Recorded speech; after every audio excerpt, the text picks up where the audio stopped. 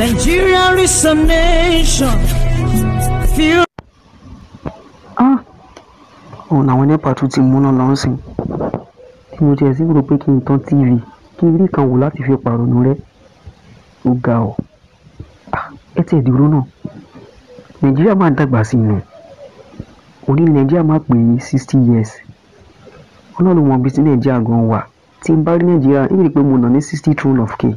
Ó deserve ẹ̀. Ṣé bọ́ tẹ ní a fool at 40 is a fool forever. Now you are 60 years old, you don't even feel ashamed of yourself. O kàn gọ́ sí lójoojúmọ́ ni. Ló wá jẹ́ káwọn ìjọba yẹn akọ máa ṣe wá bó ṣe wù wá. Ó tẹ̀ táwọn olórí wa yẹn, they are self-central and corrupt. Wọ́n kàn máa lavish gbogbo wa anyhow.